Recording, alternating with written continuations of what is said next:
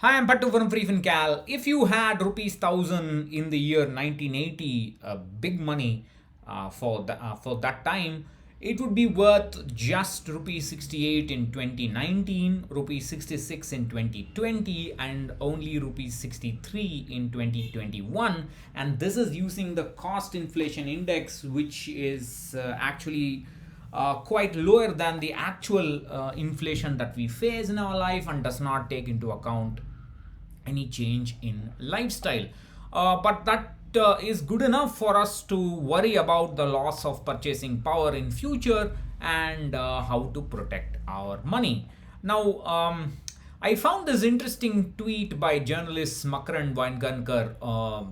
He posted it somewhere in 2019. He said that he basically posted an image, I'm sorry, about the fees of the Indian cricket team for a one day international in September 1983. And you can see that the daily allowance for 3 days is rupees 600 and the match fee is 1500 and the total is 2100. So 1000 rupees is actually quite a big sum for in the 1980s. If your parents can remember how much they earned, you can ask them what the power of 1000 rupees was at that time.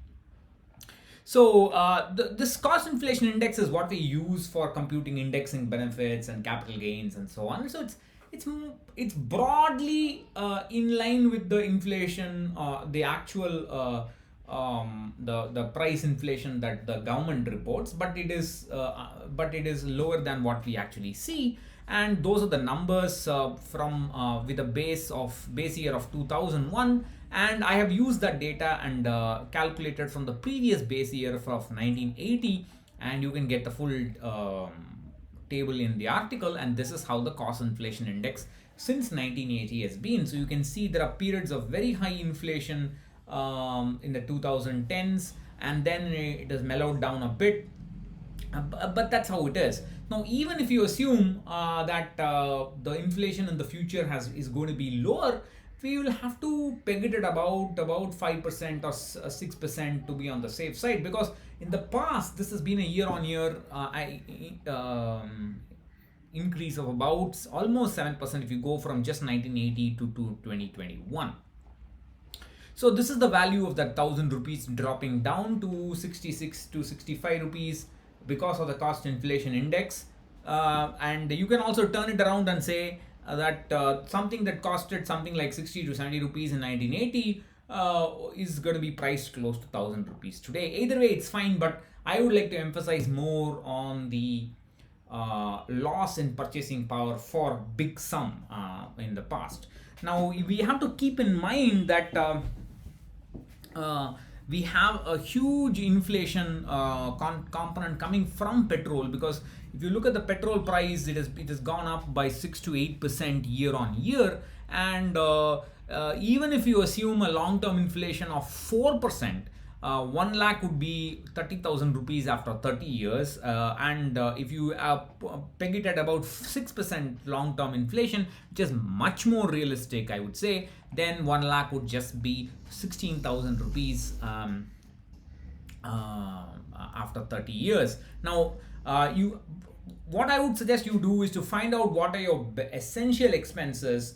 Forget about EMIs, forget about school fees, the essential expenses that will persist until until the end of your life. And let's say that's about 20,000 rupees today. That would be that would become about 1.15 lakh, just those expenses alone after 30 years. And in the middle, we'll get many more increase in those expenses because of lifestyle changes, because of health related expenses and so on.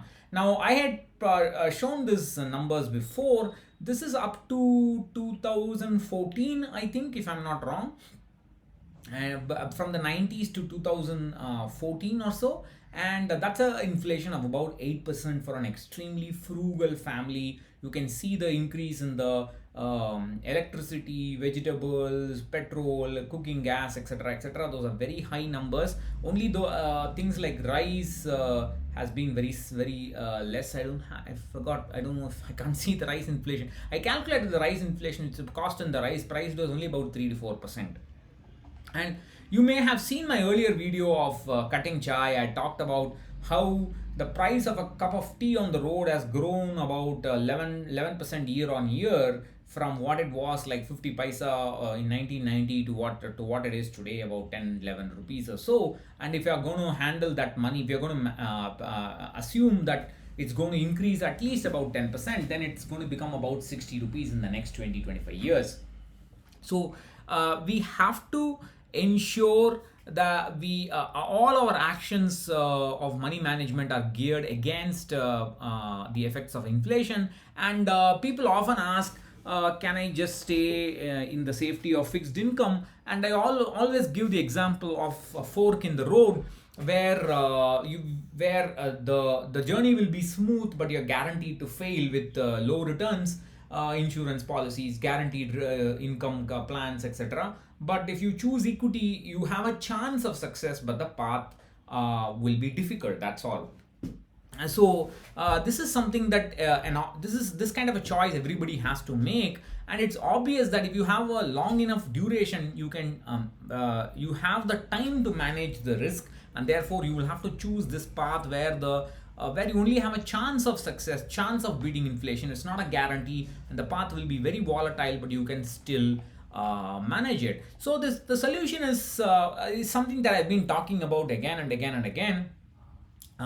The way to protect our money, the way to ensure we have enough purchasing power in future, is to have a plan that would increase our income. We need a way to slowly, gradually build a secondary income stream that will gradually outpace our salary and last a lifetime. I have talked about this before. We need to manage our risk systematically. We have to craft the right asset allocation plan with a variable asset allocation in future. And I also talked about how to do this. And we also need to create a financial plan that accommodates that variable asset allocation from day one.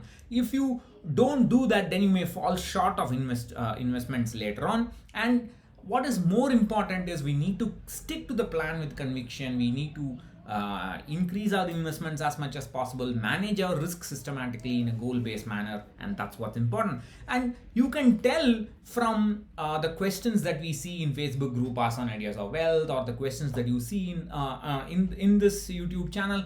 Most people who ask questions, they don't have a plan. If they have a plan, they will not ask that question. I mean, I don't know what else to say. That's what I would say. Please use this time.